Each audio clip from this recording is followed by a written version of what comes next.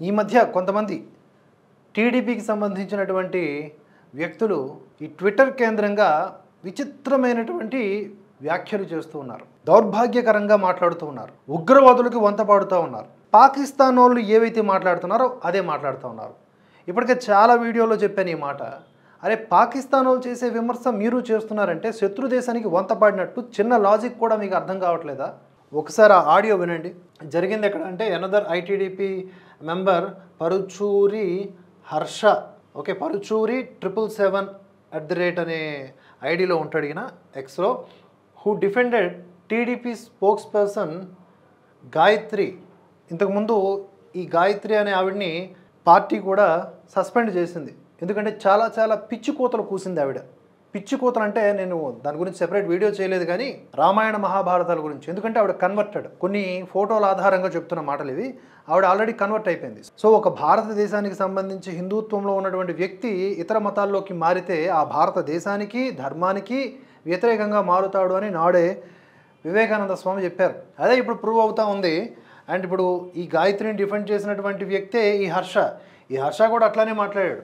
ఆవిడేమో anti Hindu, anti India statements ఇచ్చింది. ఈ మహానుభావుడు కూడా అలాగే మాట్లాడుతున్నాడు. ఒకసారి ఆయన ఏం మాట్లాడాడో చూద్దాం.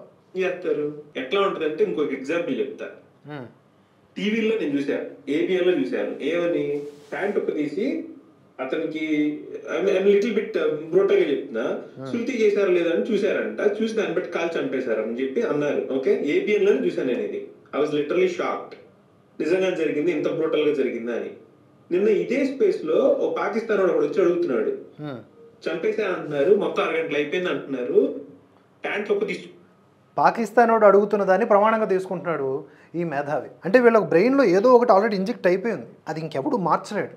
అది భారతదేశానికి హిందుత్వానికి వ్యతిరేకంగా ఉన్నది. ఇప్పుడు పాకిస్తాన్ వాడు వచ్చి ఏదో మాట్లాడుతున్నాడు అంటే లాజికల్ మాట ఏంటి ఆ మాట చూడండి. చంపేసా అంటున్నారు, మొత్తం 6 గంటలు అయిపోయింది అంటున్నారు, ప్యాంట్ ఒక తీసి చూసావు అంటున్నారు, ఎవరిది ఎంత బాగుందని చెప్పి చూస్తా కాల్చేయని చెప్పి అంటున్నారు కదా. అంత టైం 30 నిమిషాల్లో 25 మంది చంపితే ఎట్ట చేశారు బ్రదర్ అని అడిగాడు. పాకిస్తాన్ వాడు అడిగాడంట వీడిని. అదే స్పేస్ లో అడిగాడు. అదే ట్విట్టర్ లో స్పేస్ అని మాట్లాడుకుంటా ఉంటారు, దాంట్లో అడిగాడంట. నిజమా చూసేది అబద్ధమా ఎట్ట చేశారు బ్రదర్ అని అడిగాడు. అదే స్పేస్ లో అడిగాడు. ఎక్కడ పెట్టుకుందాం తలకాయలు, నిజమా చూసేది అబద్ధం. నీలాంటి తలలేని వాడు ఎక్కడైనా పెట్టుకోవచ్చు తల. ఆడొక పాకిస్తాన్ కొడుకు ఆడు అడిగిన దాన్ని నువ్వు మాట్లాడుతున్నావు అంటే అసలు నువ్వెంత దేడ్ దిమాగ్ గాడివో నాకు అర్థం కావట్లేదు. నేను పొద్దున ఇంకో వీడియో చూసా. ఒక అతను జిప్ లైన్ వెళ్తా అతను సెల్ఫ్ వీడియో తీసుకుంటా ఉన్నాడు, కింద కాల్చుకుంటూ వెళ్ళిపోతా ఉన్నారు. మరి దాంట్లో అక్కడ ఎక్కడ లేదే, మరి ఎక్కడి నుంచి వచ్చింది న్యూస్ ఇది? ఏది నిజం ఏది అబద్ధం? అరే సన్నాసి, మర్యాద ఇద్దాం అనుకున్నా కానీ మాట విన్నాక నాకు కోపం వస్తుంది. నీకు బుర్రా బుద్ధి ఉందా? హర్ష గారు ఫీల్ అవ్వకండి, కానీ అసలు ఏం మాట్లాడుతున్నారండి మీరు? చనిపోయి అంటే తమ కుటుంబ సభ్యులని, తమ భర్తలని కోల్పోయినటువంటి, తమ తండ్రులను కోల్పోయినటువంటి చిన్నారులు, స్త్రీలు మీడియాకి ఇచ్చినటువంటి బైట్స్, మీడియాకి ఇచ్చినటువంటి ఇంటర్వ్యూస్లలో స్పష్టంగా చెప్పారు. జిప్ లైన్లో వెళ్తూ ఒక పర్యాటకుడు రికార్డు చేసిన దృశ్యము అంటే మీకు ఒకటి ఫిక్స్ అయిపోయారు. ఈ ఓవరాల్గా ఈ కాన్సెప్ట్ని మీరు ఖండించాలని ఫిక్స్ అయిపోయారు. ఈ ట్రూత్ని ఎరాడికేట్ చేయాలని మీ భావజాలం ఏదో వెంటాడుతోంది మిమ్మల్ని. ఆ జిప్ లైన్లో అలా వెళ్తున్నటువంటి పర్యాటకుడు బంధించిన దృశ్యాల్లో పారిపోతున్న వ్యక్తుల్ని కాలుస్తున్నారు. నీకు బుర్ర ఉందో లేదో నాకు అర్థం కావట్లేదు. ఉగ్రవాది వచ్చాడు, ముస్లింలను హిందువులను సెపరేట్ అవ్వమన్నాడు, ముస్లింలను విడిచిపెట్టాడు. హిందువుల్లో కొంతమంది మేము కూడా ముస్లింలే అంటే అప్పటికప్పుడు ప్రాణాలను కాపాడుకోవడానికి రకరకాల ప్రయోగాలు చేస్తారు కదా. ఒకవేళ అయితే కనుక ప్రూఫ్ ఏంటి? నువ్వు ముస్లిం అని కల్మా చదవాలంటాడు. అది చదవడం రాకపోతే చంపేస్తాడు. అది చదివినా అనుమానం ఉంటే సుంతి అయిందా లేదా చూస్తాడు. లేదు వీడు చంపేస్తున్నాడు అంటే పారిపోవడానికి ట్రై చేస్తాడు, వీడు దూరం నుంచి కాలుస్తాడు. అక్కడ ఆ ప్రాంగణంలో ఇలాంటి ఘటనలు జరిగాయి. 26 మందిని అలా చంపారు. కొంతమంది పారిపోయారు, కొంతమంది తలదించుకొని ఉండిపోయారు, వాళ్ళని కాల్చారు. 20 మందికి పైగా క్షతగాత్రులయ్యారు. పారిపోయిన వాళ్ళే వారంతా. ఒక ఉగ్రదాడి ఘటనని వెనకేసుకు వచ్చే మీలాంటి వాళ్ళు ఈ దేశానికి భారం. నిజంగా మీ బుర్రలో గుజ్జుందో నజ్జుందో, అసలు మీరు మనుషులో కారో కూడా నాకు అర్థం కావట్లేదు. ఏమి ఇలా తయారయ్యారంటే ఆ గాయత్రి అని ఆవిడ నోటికొచ్చింది మాట్లాడుతుంది. సరే మీరు మతాలు ఏమన్నా మారిపోయారంటే ఆ మతాల్లో సావండి, హిందుత్వం పైన ఎందుకు పడతారు? అసలు మీ ప్రాబ్లం ఏంటి? ఇక్కడ నేను ఎవరిని ప్రశ్నించట్లేదండి. మన సిస్టమ్ మన న్యూస్ ని యాంప్లిఫై చేయడంలో ఒక్కొక్కసారి ఓకే. ఆ న్యూస్ పుట్టింది ఎవరి వల్ల? ఆ న్యూస్ పుట్టిందే ఆ బాధితుల ఆర్తనాదాల మధ్య. It might be good or bad, I don't know. అది మంచిగా చెడో నాకు తెలియదు, కానీ యాంప్లిఫై అయితే చేశారు న్యూస్ అది. అది తప్పని తెలిస్తే మన తప్పు ఎవరిది అవుతుంది అప్పుడు అది? ఏదిరా తప్పని తెలిసేది నాకు అర్థం కాదు. ఒక పాకిస్తాన్ ముండా కొడుకు చెప్పిన దాన్ని పట్టుకొని వాడు చెప్పిందే నిజమైతే మన పరిస్థితి ఏంటి అని బుర్రాబుద్ధి ఉన్నాడు ఎవడైనా అలా ఆలోచిస్తాడు. ఇన్ని సాక్ష్యాలు కంటి ముందు కనిపిస్తా ఉన్నా ఏడుస్తూ చెప్తున్నారు మీడియా ముందు. నీకేం పోయింది? నీ కుటుంబం కాదు కదా వాళ్ళు, నీదో పార్టీ పైత్యం ఏదో ఉంది నీకు, నీ ఇంటెన్షన్ అది. వీళ్ళంతా కూడా ఈ సామాజిక మాధ్యమాల్లో చాలా డేంజర్గా ఉన్నారు వీళ్ళంతా. ఈ ట్విట్టర్ స్పేసులలో గట్రా కనిపిస్తారు మనకి, దారుణంగా వ్యవహరిస్తూ ఉన్నారు వీళ్ళు. వీళ్ళు కూడా సమానంగా ఉగ్రవాదులతో పోటీ పడతా ఉంటారనిపిస్తోంది. ఇంటర్నేషనల్ మీడియాలో ప్రతి చోటకి వెళ్ళి ఇది హిందుత్వం మీద జరిగిన అటాక్, ఇది ఇండియా మీద జరిగిన అటాక్ కాదని చెప్పి ప్రొజెక్ట్ చేయడానికి ట్రై చేసాం. ఇది కాదని చెప్పి ప్రూవ్ చేశారు అనుకోండి, ఇట్లాంటి వీడియో 2-3 వచ్చినాయి అనుకోండి, అప్పుడు ఏం చేయాలి మనం? తలకాయ ఆడబెట్టుకుంటాం. రేపు పొద్దున మనం చేస్తే మాట చేస్తే ఇంటర్నేషనల్ ప్లాట్ఫామ్స్ మీద ఎవడైనా నమ్ముతాడా మన మాటలు? ఇంటర్నేషనల్ మీడియా కూడా ఇదే న్యూస్ని కవరేజ్ చేసింది, బేస్డ్ ఆన్ ద విక్టిమ్స్ ఇచ్చినటువంటి వివరాల ఆధారంగా ఇదే న్యూస్ని కవరేజ్ చేసింది. చూసుకోండి ఒకసారి. ఏం మాట్లాడుతున్నారు మీరు? హిందువుల మీద దాడి జరిగింది అనేది అబద్ధమని మీ ఉద్దేశ్యం. అరే అక్కడ స్పష్టంగా మతం ఆధారంగా చంపారు. ముస్లింలు, ముస్లిమేతరులు ఇలా కూడా అనొచ్చు. ముస్లిమేతరులను చంపారు. ముస్లింలు ఎందుకు చంపలేదంటే మేము ఒకటే అనేలాగా భావన వచ్చి ఈ భారతదేశంలో మతాల మధ్య కొట్లాట్లు జరగాలని చెప్పేసి, భారతీయ ముస్లింలు, హిందువులు, క్రిస్టియన్లు ఇలా కొట్టుకుని చావాలని చెప్పేసి, అంటే ముస్లింలను విడిచిపెట్టేశారు కాబట్టి భారతీయ ముస్లింలు, పాకిస్తాన్ ఉగ్రవాదులు ఒకటే అనేలాగా మనం అనుకుంటామని నీలాంటి దేడి దిమాగ్గాలు అలాగ అనుకుంటారేమో. కానీ ఈ భారతదేశంలో పుట్టిన ప్రతి ఒక్కడు మతాలకు అతీతంగానే కలిసి ఉంటాడు.